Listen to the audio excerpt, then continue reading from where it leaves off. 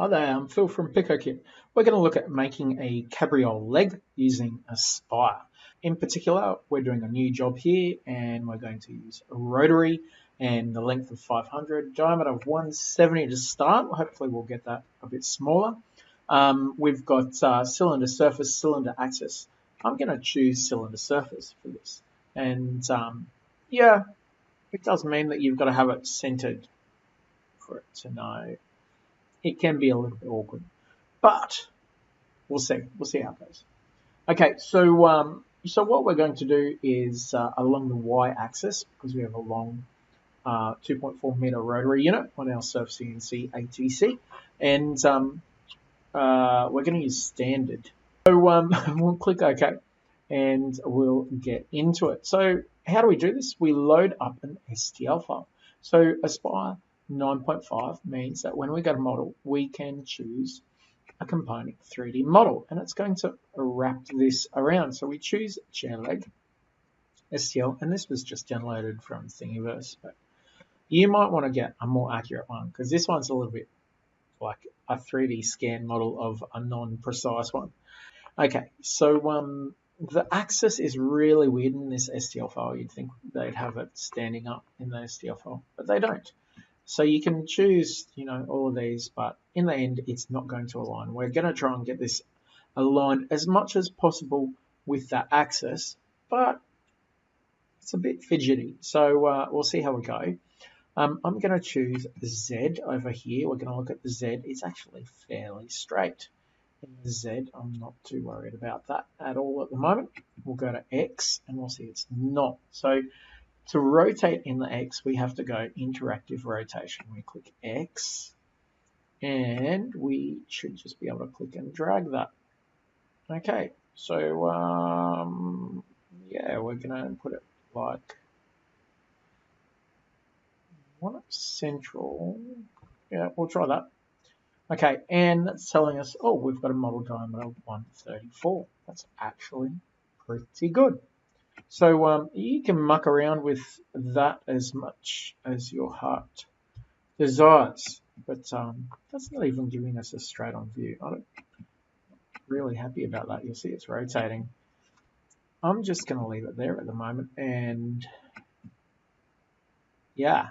Okay, one thing to have a look at here is that axis has got, like, the model goes through. It's not going to record any of this data that goes through the axis, but it's a compromise. Like, if you want to start with a larger model, like I would have to move this up towards the edge of that red one, which is going to make it like 150 diameter or something like that. It's going to be really bulky piece, and it's going to take twice as long to cut out.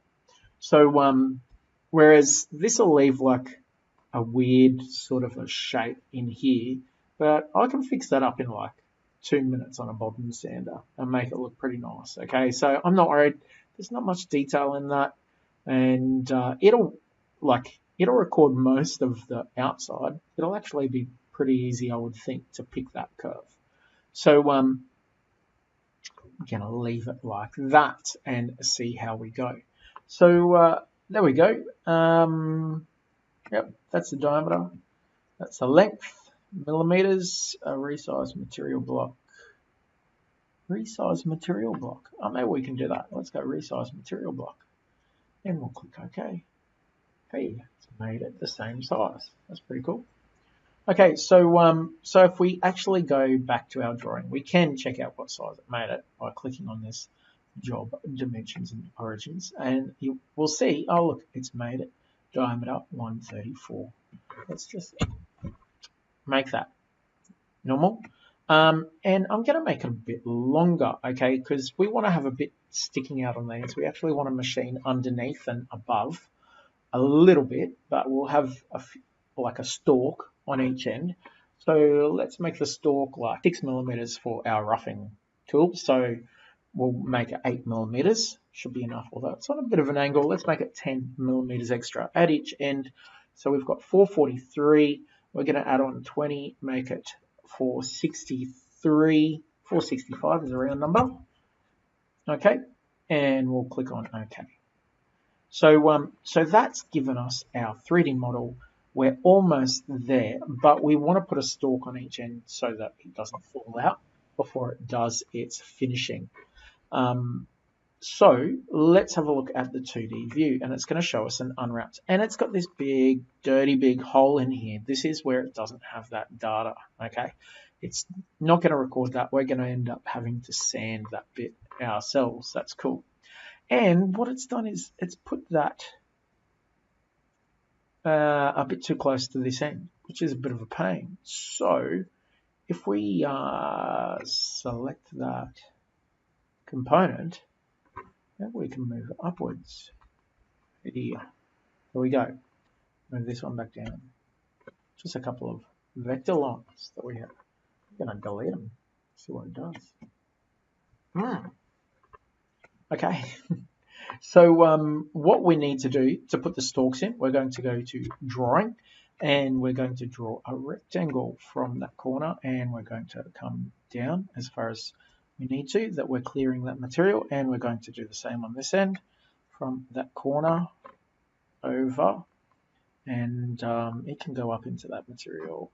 That's fine. Okay, so Control A, we'll select both of those, or we can click close. Okay, we've got those selected, and now we go to our modeling tab, and we're going to choose our this one to create a shape. I call it a component. I would call it extrude. We're going to extrude that surface. Okay, and we're going to make it about 10 mil. Now, I haven't worked out whether this makes it 10 mil thick, which would be 10 mil radius, or what it actually does. But I'm thinking it's 10 mil radius. It'll be a 20 millimeter stalk, diameter stalk at each end of this. So, and when we combine it, we're going to have to choose this one here. I haven't really worked those out, but that's the one I use, and it seems to work well. Apply, and we click close. And so we're in the drawing. Let's go back to the 3D view. You'll see we've got a bit of a stalk at each end. Looks a bit short compared to the other one. So let's go back to that 2D view. Have a look. It looks like it should work. Oh yeah, this curve comes down a little bit too far. So let's just move it up. I wonder what the resolution of that is. We'll move it up. Zoom in a bit and see if we can just move it down a little bit. There we go. Down a little bit. Up a little bit. Down a little bit. And that should be better. So if we do that, and then we'll go back to our 3D view, that will have updated. So we've got a bit more of a stalk down there, a bit less of a stalk up there. We've still got this bit here that I'm going to polish off with a bobbin sander. But that is the modeling done in Aspire. And of course, we all know Aspire is great at generating toolpaths. So we just click on that button to bring up our toolpaths and our set. Oh no, we don't need to look at that. That's fine. We're going to do contours and rough and cut with a 6 millimeter. That's already set to tool 1, model boundary, that's fine. Z level, raster X, that's fine. We could change it to raster Y. Let's see. Y would be turning about the Y axis, and raster X would be moving along and indexing. Moving along, indexing. See, the X would look better. We'll leave it at Y. That's fine.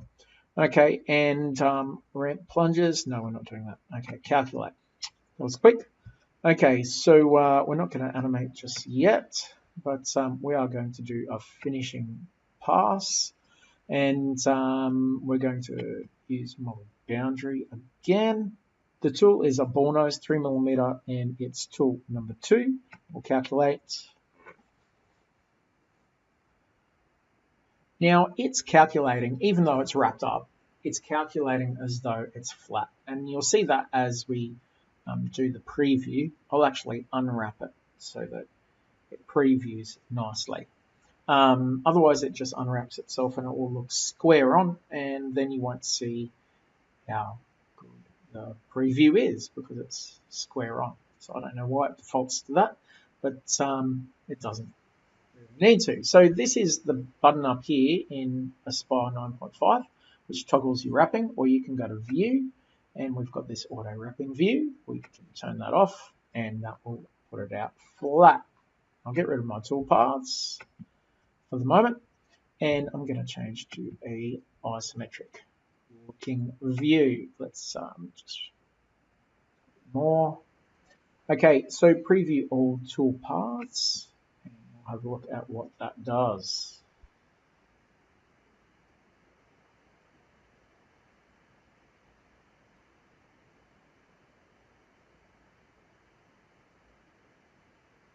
And it gets down nice and deep in that hole in the center.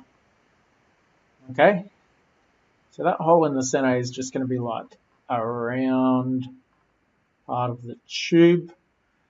Alright, it's going to look a bit strange, but like I said, the bobbin sander will take care of it. So let's go back to our view, toggle wrapping on and off. There it is. Toolpaths are done, so we'll select the toolpaths, close, and we'll output using this one, Save Toolpaths. We're going to use our surf CNC ATC and save the toolpaths, and this is the third time I've done it. This one I'm optimizing for material because I've just got that 135 diameter, so I can use the smallest amount of material to start with, and in fact I could probably get away with a square. So I'll show you that. Let's have a look. So if I get rid of the toolpaths, we can see our object there. If I go back to our this one here, see, this fits in a square like this.